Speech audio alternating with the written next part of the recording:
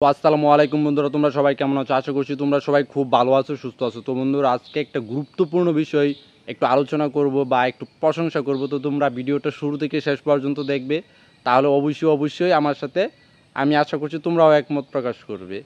আমি আজকে প্রবাসীদেরকে নিয়ে একটু কথা বলবো। মাত্র 12 দিনে প্রবাসীরা 1 বিলিয়ন টাকা বা ডলার, টাকা হবে না, ডলার হবে, 1 বিলিয়ন ডলার বাংলাদেশ ব্যাংকে পাঠিয়েছে। যেটা যদি আমরা বাংলা টাকায় গণন করি তাহলে 12,282 কোটি টাকা মাত্র 12 দিনে। তো প্রবাসীদের প্রতি অবশ্যই আমরা কৃতজ্ঞতা জানাচ্ছি। আরেকটা বিষয় না বললেই নেই, কারণ প্রবাসীরা দেশকে কতটা বেশি ভালোবাসে, কতটা বেশি সম্মান করে, সেটা আবারও তারা প্রমাণ করেছে। তাদের এই দায়িত্ব, তাদের এই কর্তব্য, তাদের এই দেশের প্রতি যে একটা কৃতজ্ঞতা, সেটা তারা প্রমাণ করেছে। কারণ বৈধভাবে 100% বৈধভাবে মাত্র 12 দিনে 1 বিলিয়ন ডলার তারা বাংলাদেশ ব্যাংকে পাঠিয়েছে। সেটা বাংলাদেশ ব্যাংক ইতিমধ্যে প্রকাশ করেছে, আপনারা দেখছেন। তো এটা অবশ্যই প্রবাসীদের প্রতি আমরা দেশের মানুষজন এবং দেশ কৃতজ্ঞ থাকবে, এটা স্বাভাবিক। কিন্তু একটা দুঃখের বিষয় কি, প্রবাসীরা কিন্তু সব ধরনের সুযোগ সুবিধা পায় না, এটা কিন্তু বাস্তব। এটা আমি, আপনি, আমরা সকলেই কিন্তু জানি। তো আমাদের দেশের মানুষজন যেমন প্রবাসীদের প্রতি কৃতজ্ঞ, তেমনি আমাদের দেশের যে দায়িত্বশীল যে ব্যক্তিরা, তারাও কিন্তু কৃতজ্ঞ। কিন্তু একটা বিষয় এখানে না উল্লেখ করেই নয়, দেখা যায় যে প্রায় যে প্রবাসীরা যখন দেশে আসে, তখন বিভিন্ন রকম হ্যাসেল বা প্যারাশনি বা ঝামেলা তাদের পোহাতে হয়। যখন তারা দেশ থেকে আবার বিদেশে যায়, তখনও কিন্তু তাদের বিভিন্ন রকম ঝামেলা পোহাতে হয়। এই বিষয়টা কিন্তু যারা দায়িত্বশীল আছে এই এই ইয়াতে সেক্টরে, তাদের কিন্তু বিশেষভাবে দৃষ্টি রাখা উচিত। কারণ যারা দেশকে রেমিটেন্স এনে দিচ্ছে, যারা দেশের রেমিটেন্স যোদ্ধা, তাদের প্রতি অবশ্যই এক্সট্রাঅর্ডিনারি দায়িত্ব বা এক্সট্রাঅর্ডিনারি কেয়ার করা উচিত। এবং এটা অবশ্যই যারা এই দায়িত্বে আছে তাদেরই প্রতি বর্তায় এই কর্তব্যটা। তো অনেক সময় যখন দেখা যায় প্রবাসীরা তাদের পরিবারের জন্য বিশেষ কিছু জিনিসপত্র নিয়ে আসে লাগেজে বা ব্যাগে, তখন দেখা যায় যে এয়ারপোর্টে বিভিন্ন সময় লাগেজ বা ইয়াটা চুরি হয়ে যায়। এটা কিন্তু খুবই একটা মানে লজ্জাকর বিষয় বা নিন্দনীয় বিষয়। এই ধরনের ঘটনা যাতে না ঘটে, এই দিকে খেয়াল রাখা উচিত। এবং প্রবাসীরা যাতে সব রকমের সুযোগ সুবিধা তারা পায়, তারা যাতে দেশে সুস্থ সুন্দর স্বাভাবিকভাবে আসতে পারে, এবং যখন তারা ছুটি কাটিয়ে বিদেশে যাবে, তখনও যাতে তারা সুস্থ স্বাভাবিক সুন্দরভাবে যাইতে পারে, কোনো রকম ঝামেলা তাদের না পোহাতে হয়, কোনো রকম হ্যারাসমেন্টের শিকার তাদের না হতে হয়।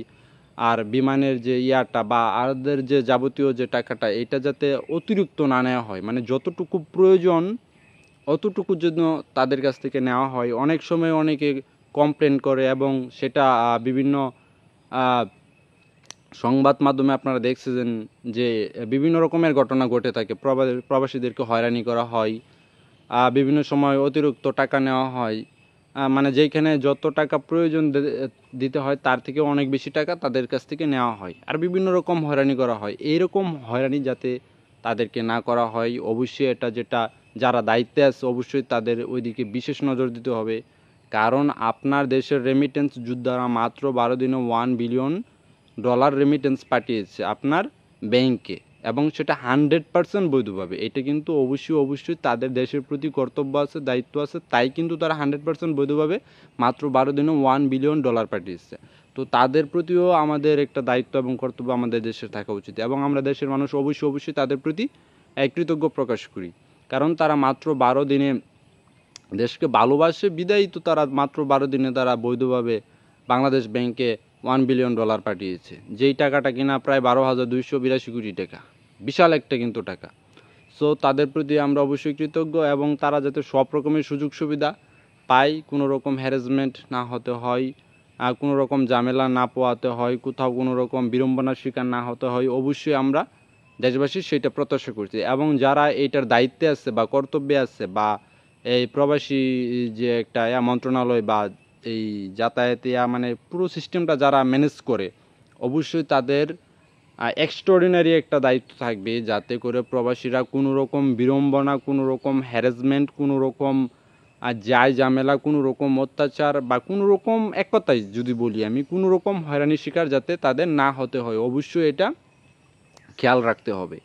আর প্রবাসীরা দেশকে কতটা ভালোবাসে এটা আগেও আমরা দেখছি বিভিন্ন সময়, এখনও আমরা দেখতে পাচ্ছি।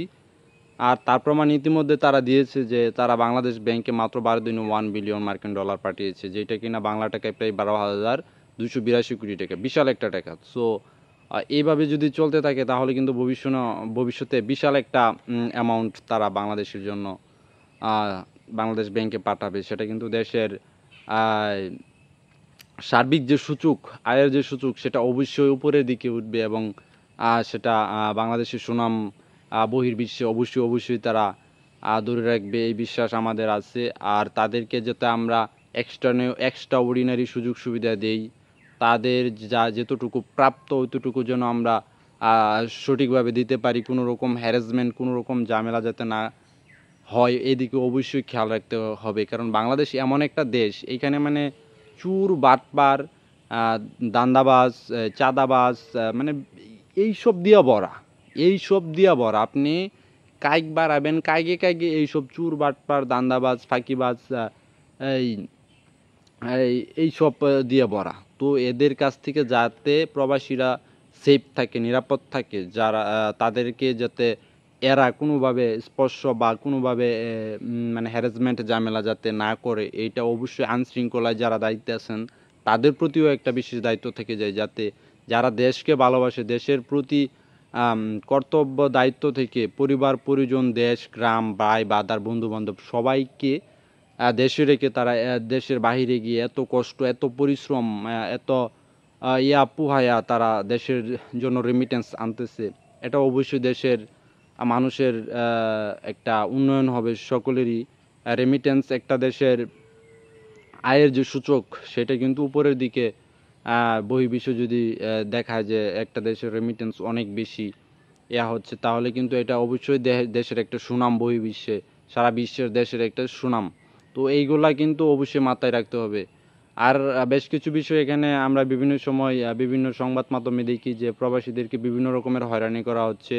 তারা তাদের প্রয়োজনীয় যে লাগেজ এটা তারা পাচ্ছে না, চুরি হয়ে যাচ্ছে। বা কোথাও যদি 500 টাকা লাগে, সেখান থেকে 500 জায়গাতে 1000 টাকা নিচ্ছে। কোথাও যদি 1000 টাকা লাগে, সেখানে 1000 থেকে 2000 টাকা নিচ্ছে। এরকম যাতে বিড়ম্বনা না হয়, অবশ্যই এই সব বিষয় খেয়াল রাখতে হবে দায়িত্বশীল ব্যক্তিদের, যাতে করে তারা তাদের সর্বোচ্চ যে সুযোগ সুবিধা, এই সুযোগ সুবিধা তারা যেন পায়। এবং তারা যে দেশের প্রতি যে কৃতজ্ঞ, সেটা বিভিন্ন সময় ইতিমধ্যে প্রমাণ করেছে। এবং আমাদের যারা দায়িত্বে আছে তাদেরও উচিত হবে তাদের সর্বোচ্চ সুযোগ সুবিধা নিশ্চিত করার। কারণ বাংলাদেশ, আমি আগেই বলছি, বাংলাদেশ হচ্ছে চুরে, দান্দাবাজ, বাটপার, চাঁদাবাজ এইসব দেওয়া ভরা। এরা কিন্তু কাইগে হ্যারাসমেন্ট ঝামেলায় ফেলতে পারে। সো এইসব বিষয় যাতে তাদেরকে কোনোভাবে কি বলে হ্যাসেল পোহাতে না হয়, এইসব বিষয়ে অবশ্যই যারা দায়িত্বশীল ব্যক্তি আছেন তারা অবশ্যই খেয়াল রাখবেন।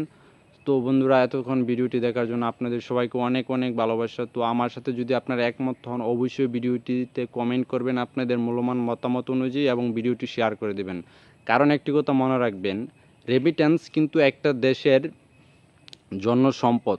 আর সেই সম্পদ আমাদের প্রবাসী ভাই বোনেরা মাত্র 12 দিনে $1 বিলিয়ন মার্কিন ডলার, যেটা কিনা বাংলাদেশ ব্যাংকে তারা পাঠিয়েছে এবং 100% বৈধভাবে। আপনারা জানেন বাংলাদেশ ব্যাংকে টাকা পাঠাতে গেলে সেটা 100% বৈধভাবেই পাঠাতে হয়, এবং সেটা বাংলাদেশ ব্যাংকে ইতিমধ্যে প্রকাশ করেছে। আপনারা বিভিন্ন সংবাদ মাধ্যমে দেখেছেন যে আমাদের প্রবাসী ভাই বোনেরা মাত্র 12 দিনে $1 বিলিয়ন মার্কিন ডলার পাঠিয়েছে, যেটা কিনা বাংলা টাকায় প্রায় 12,282 কোটি টাকা। সেটা বিশাল একটা অঙ্ক।